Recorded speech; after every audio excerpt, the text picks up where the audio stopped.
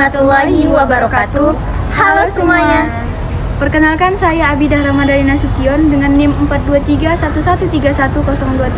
Saya Aralia Putri Marsya dengan NIM 423243114. Dan saya Artika Sarjana Dewi dengan NIM 42333111033. Di sini kami akan melengkapi tugas dengan mata kuliah radiokimia dengan materi jenis-jenis radiasi dan teknik-teknik radioanalisis. Selamat menyaksikan. Kami akan menjelaskan mengenai jenis-jenis pendeteksi radiasi beserta mekanisme kerjanya dan teknik-teknik radioanalisis, di mana pendeteksi radiasi ini adalah suatu alat yang digunakan untuk mengukur radiasi ionisasi. Nah, beberapa jenis pendeteksi radiasi beserta mekanisme kerjanya. Yang pertama, ada detektor Geiger-Müller atau sering disingkat dengan detektor GM. Mekanisme kerja dari detektor ini akan menggunakan sebuah tabung yang berisi gas, di mana apabila tabung berisi gas tersebut terkena radiasi ionisasi, maka gas dalam tabung tersebut akan menjadi terionisasi. Dalam proses ionisasi ini akan menyebabkan arus listrik mengalir melalui tabung tersebut, yang kemudian dikuatkan sehingga menghasilkan sinyal deteksi. Detektor GM ini sangat sensitif terhadap radiasi beta dan juga radiasi gamma. Yang kedua, ada detektor ionisasi udara, di mana pada mekanisme kerja detektor ini akan menggunakan udara. Nah, udara tersebut akan dijadikan sebagai medium deteksi ketika radiasi ionisasi melewati ruang ionisasi. Yang kemudian, detektor ini akan mengionisasi molekul udara tersebut. Nah, ion-ion yang terbentuk akan ditangkap oleh elektroda yang diberi tegangan, sehingga menghasilkan arus listrik yang sebanding dengan jumlah radiasi yang terdeteksi. Detektor ini sering digunakan untuk mendeteksi radiasi alfa, radiasi beta, dan juga radiasi gamma. Yang ketiga, ada detektor scintillation, di mana mekanisme kerja para detektor ini akan menggunakan bahan skintilator. Nah, jadi bahan skintilator tersebut akan memancarkan cahaya apabila ia terkena radiasi ionisasi. Kemudian, cahaya yang dipancarkan oleh bahan skintilator tersebut akan diubah menjadi sinyal listrik oleh photomultiplier tube atau disingkat dengan PMT atau juga disebut dengan photodiode. Nah, diketahui juga bahwa detektor scintillation ini sangatlah sensitif, dan detektor scintillation ini juga mampu mendeteksi radiasi alfa, radiasi beta, dan juga radiasi gamma. Detektor semikonduktor, mekanis kerja. Pendeteksi ini menggunakan bahan semikonduktor seperti silikon atau germanium. Ia menghasilkan pasangan elektron. Elektron-elektron bebas ini akan menghasilkan arus listrik yang dapat diukur. Detektor semikonduktor sangat akurat dan sering digunakan untuk spektroskopi radiasi. Yang kelima yaitu detektor film dosimeter. Mekanis kerjanya yaitu detektor ini menggunakan film fotografi yang akan menghitam ketika terkena radiasi ionisasi.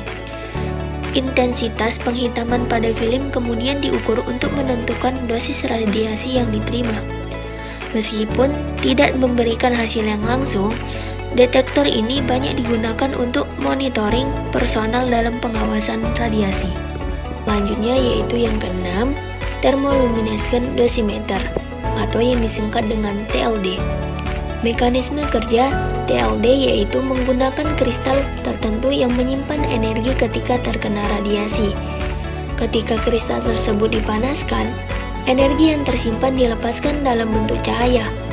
Intensitas cahaya ini diukur untuk menentukan dosis radiasi yang diterima. TLD banyak digunakan dalam dosimetri personal dan lingkungan.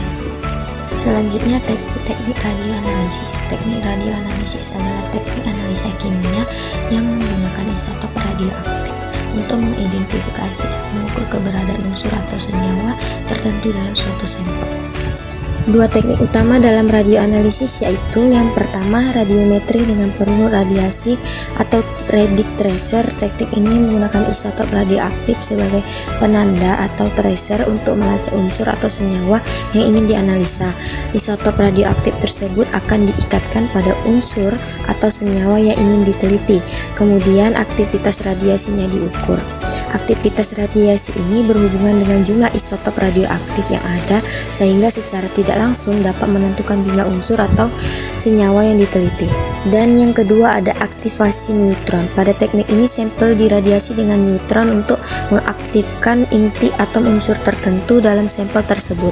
Inti atom yang teraktivasi menjadi tidak stabil dan akan memancarkan radiasi sinar gamma dengan energi spesifik. Dengan mengukur energi dan intensitas sinar gamma yang dipancarkan dapat diidentifikasi unsur yang terdapat dalam sampel dan jumlahnya dapat diperkirakan. Pemilihan teknik radioanalisis yang tepat tergantung pada jenis dianalisa yang ingin dilakukan.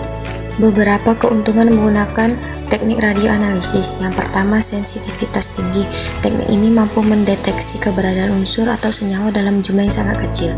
Dan yang kedua, spesifitas tinggi. Dengan menggunakan isotop radioaktif yang tepat, teknik ini dapat secara spesifik menentukan keberadaan unsur atau senyawa yang diminati. Dan yang ketiga, dapat digunakan untuk analisa non-destruktif. Pada analisa tertentu, sampel tidak perlu dirusak atau dilakukan analisa. Namun teknik radioanalisis ini juga memiliki beberapa kelemahan. Yang pertama, memerlukan penggunaan isotop radioaktif yang harus ditangani dengan hati-hati karena berbahaya. Yang kedua, memerlukan peralatan khusus yang mahal. Dan yang ketiga, analisis membutuhkan keahlian khusus dalam bidang radiokimia. Sekian dari penjelasan kami, lebih kurangnya kami mohon maaf dan terima kasih.